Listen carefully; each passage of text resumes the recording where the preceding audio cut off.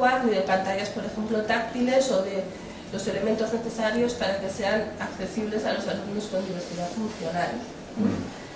Otro ejemplo, en Galicia se ha hecho un decreto para hacer centros plurilingües con una inversión de 51 millones de euros.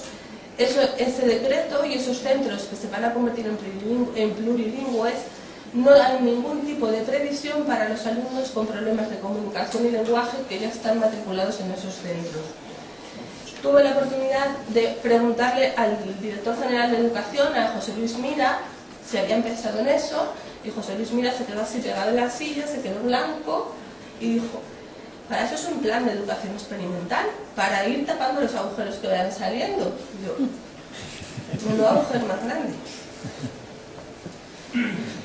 Regulaciones, normativas educativas y derechos humanos. Las normativas educativas de las comunidades autónomas no se ajustan en muchas ocasiones ni a los principios de la Ley Orgánica de Educación ni a la Convención de los Derechos Humanos de las Personas con Discapacidad, ni las normativas ni la práctica administrativa de ninguna comunidad autónoma.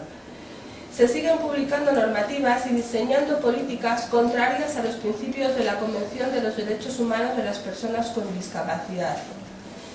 Quiero poner un ejemplo. Estos días en Galicia, por ejemplo, salía una noticia de que había una inversión aproximada de unos 7 millones de euros para ampliar un centro de educación especial y reformar dos y hacer uno nuevo. De forma paralela, están saliendo padres en la prensa, padres de 4 niños del municipio donde yo vivo, de Arteixo, que se niegan a llevar a sus hijos al colegio porque la consellería está todavía pensándose si en ese colegio van a poner un monitor o no. Entonces, la inversión se hace en contra de los principios de la propia Ley Orgánica de Educación y de la propia Convención de Derechos Humanos. Voy a poner otro ejemplo. De forma paralela a la concepción del pacto educativo, el Gobierno, el Ministerio de Educación, sacó la orden de educación para Ceuta y Melilla, el único territorio medio. En esa orden se niega a la mayor parte de los alumnos con diversidad funcional el acceso al servicio de audición y lenguaje, es decir, se les niega la accesibilidad. Y por otra parte, se restringe el derecho a una educación inclusiva a los alumnos con diversidad funcional intelectual o trastorno generalizado del desarrollo.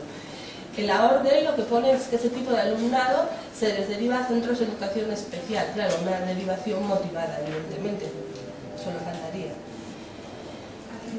Voy a hacer un extracto del documento que presentamos en el Congreso de los Diputados. Medidas urgentes de garantías de los derechos humanos de los alumnos con diversidad funcional. La inclusión es un derecho que debe garantizarse de forma efectiva y debe ser vigilado su cumplimiento. Este derecho está reconocido en la Convención de los Derechos Humanos y en la Ley Orgánica de Educación. La dignidad y los derechos humanos no pueden depender de presupuestos. Los recursos económicos asignados a los alumnos con diversidad funcional se gestionan de forma ineficiente, además de hacerse de espaldas al ordenamiento jurídico. La ineficiencia también es desde un punto de vista económico. Las familias de los niños con diversidad funcional vemos todos los días cómo se vulneran sus derechos fundamentales. Entre ellos, el respeto a su dignidad como personas y el libre desarrollo de su personalidad, artículo 10 de la Constitución. El derecho a la igualdad, sin que pueda prevalecer discriminación alguna por razón de su nacimiento, raza, sexo o cualquier otra condición. Su derecho a la educación, que tal y como reconoce el artículo 27 de la Constitución, debe tener por objeto el pleno desarrollo de la personalidad humana.